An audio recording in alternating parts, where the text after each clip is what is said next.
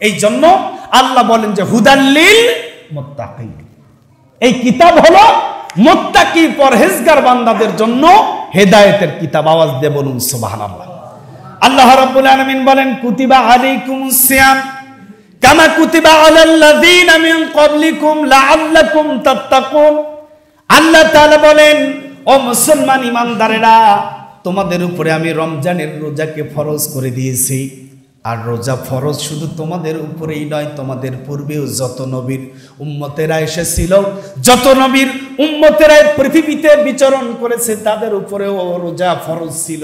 কিন্তু এই রকম তোমাদের মতো মাস চুক্তিতে ফরজ ছিল না। তোমরা যেমন পূর্ণ একটা মাস পেয়েছ, যেই মাসটা রমজানের রোজা পালন করার কারণে আমি আল্লাহ রাব্বুল আলামিন তোমাদেরকে মুত্তাকি হিসাবে পরিগণিত করব। আওয়াজ দেখুন সুবহানাল্লাহ। আলহামদুলিল্লাহ, দীর্ঘ প্রায় 17 বছর পর বা 16 বছর পর এই বছরের ইফতারি করতে গিয়ে কোনো মানুষ অন্তত গ্রেফতার হয় না। আমার বন্ধুগণ, দীর্ঘ প্রায় 16-17টা বছর মানুষগুলো যখনই একত্রে ইফতার পর্যন্ত করতে যাইতাম, একটা আতঙ্ক সব সময় নিজেদের অন্তরের মধ্যে কাজ করত, বিরাজ করত। যদিও এই দেশের মানুষ অধিকাংশগুলো মুসলমান ছিল, তারপরেও এই ধরনের ভয় এবং আতঙ্ক কাজ করত।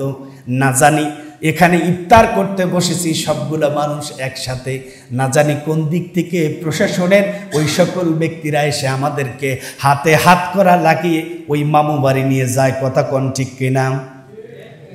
অনেক মানুষ ইফতারের মজলিস থেকে পর্যন্ত গ্রেফতার হয়েছে। এরকম প্রমাণ আছে না নাই?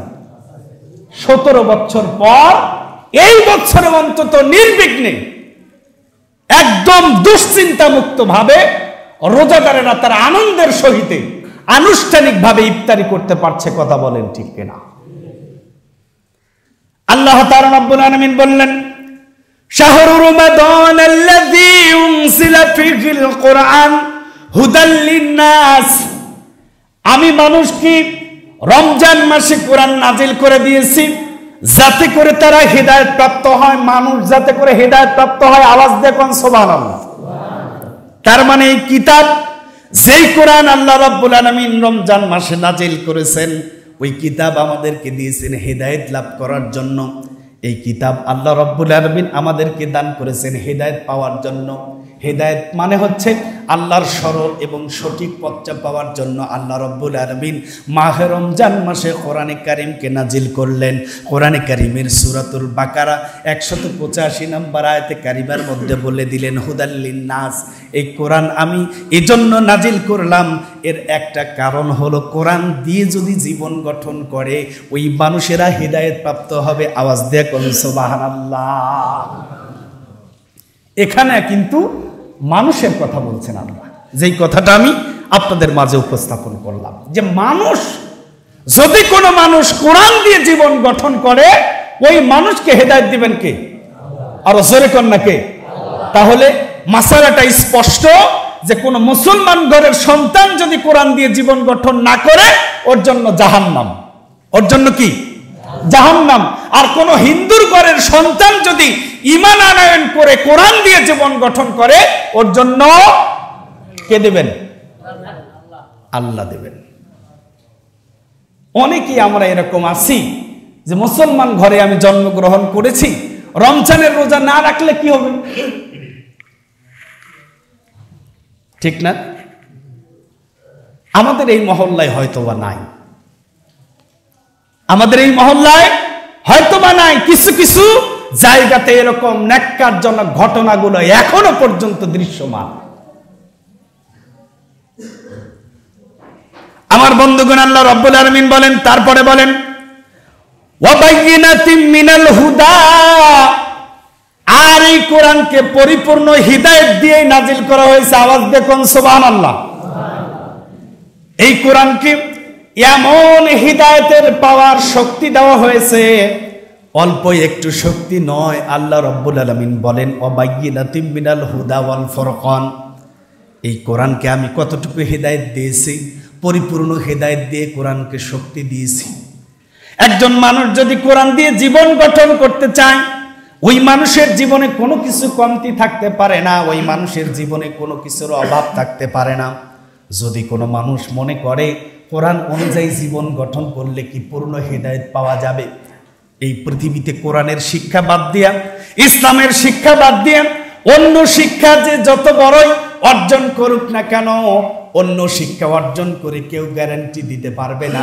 কিন্তু কোরআনের জ্ঞান যদি কোনো মানুষ অর্জন করে, আল্লাহ রাব্বুল আলামিন বলেন ওই ব্যক্তিটা পরিপূর্ণ হেদায়েত প্রাপ্ত হবে। আওয়াজ দিয়ে কোন সুবহানাল্লাহ।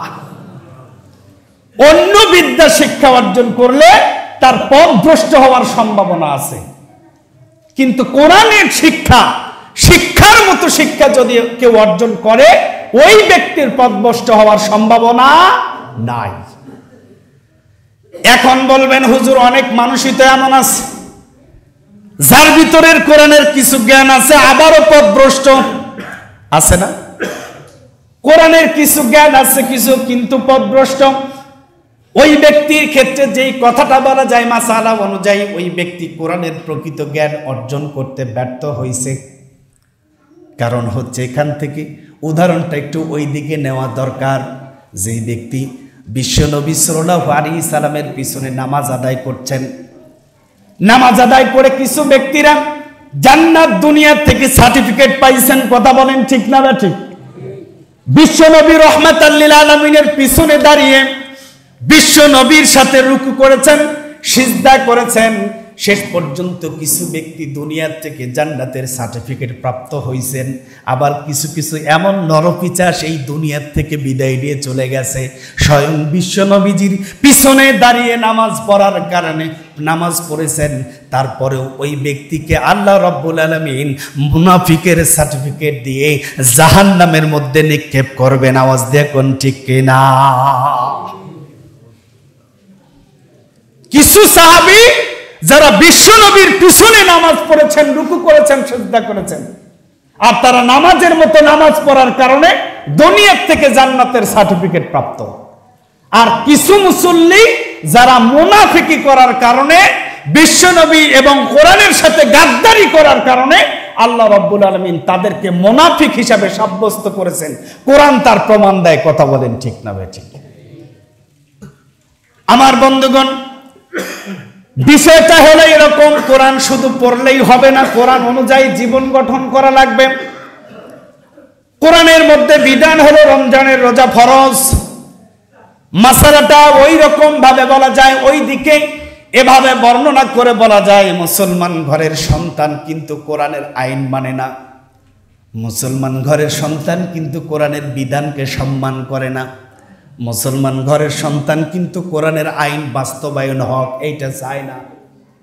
এমন সন্তান বলেন তো পৃথিবীতে আছে না নাই? এই কোরআনটা হলো আল্লাহ রাব্বুল আলামিনের ম্যাগনেটিক পাওয়ারফুল সম্পন্ন একটা কিতাব, যেই কিতাবে আল্লাহ বলতেছেন হুদাল লিন-নাস ওয়া বাইয়িনাতিম মিনাল হুদা। এর থেকে মানুষ হেদায়েত প্রাপ্ত হবে। আর কতটুকু হেদায়েত প্রাপ্ত হবে? আল্লাহ রাব্বুল আলামিন বলেন আমি পরিপূর্ণ হেদায়েত দিয়েই কোরআনকে নাজিল করেছি। বান্দা কতটুকু গ্রহণ করবে এটা তার ব্যক্তিগত ব্যাপার, বান্দা কতটুকু নিতে পারলো এটাই তার ব্যক্তিগত ব্যাপার।